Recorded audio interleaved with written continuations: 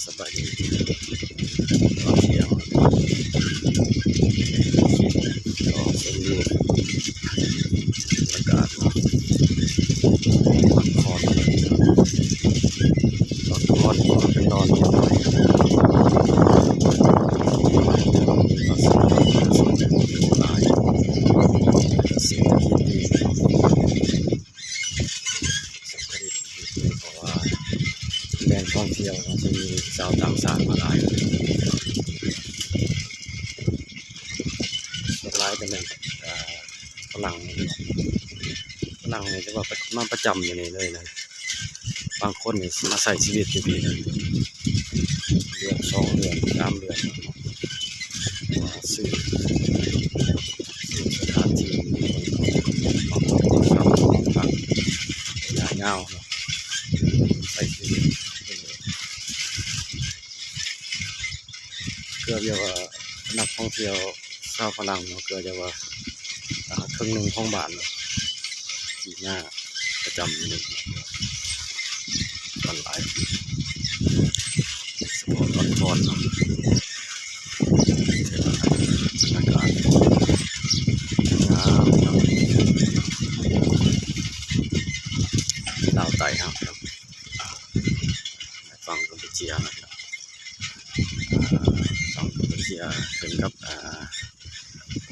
จังหวัดเชียงแตงนะครับพละคัน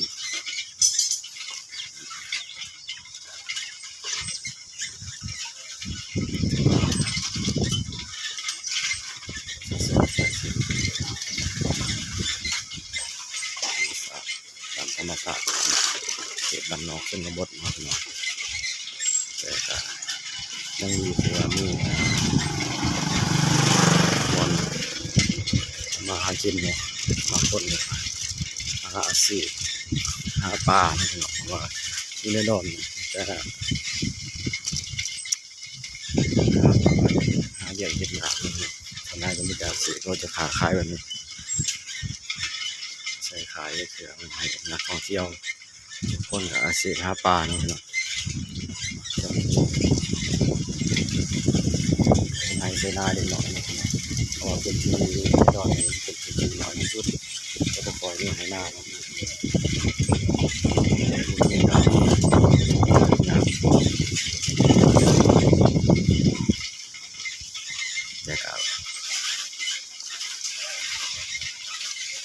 รวมสมบูรณ์เลยนะต่อ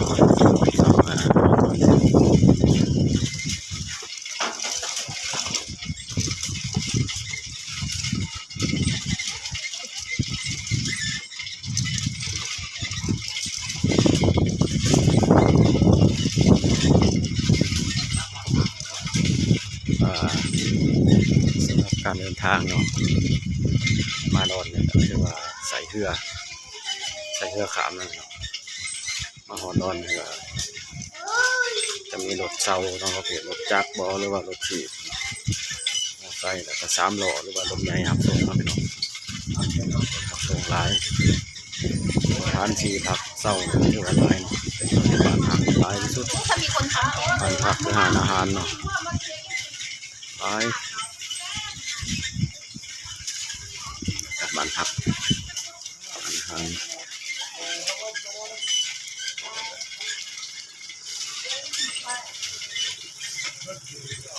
อันนี้บ้านพัก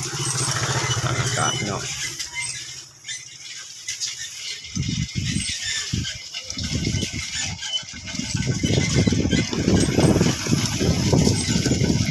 บรรยากาศสดๆของปากพี่น้องครับสดเนาะก็เลยตัดต่อก็เลยแจ้งคลิปหรือว่าเอาแบบสดๆเลย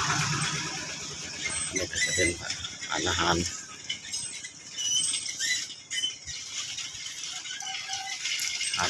ในกับบ้านพักหลายสำหรับนักท่องเที่ยวที่จะมาเที่ยวมาแล้วก็ญาติว่าสิบมีที่พักนะครับก็ญาติมาที่นี่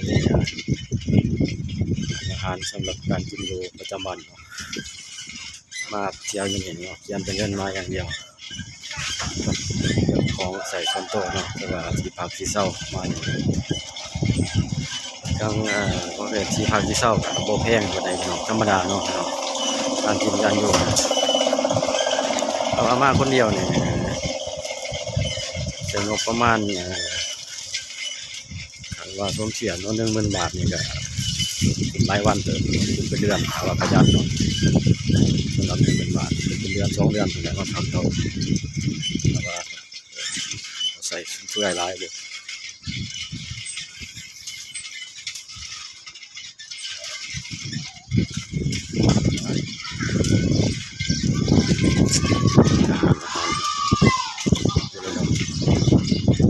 สำหรับคลิปนี้ก็จะว่าจบไปที่นี่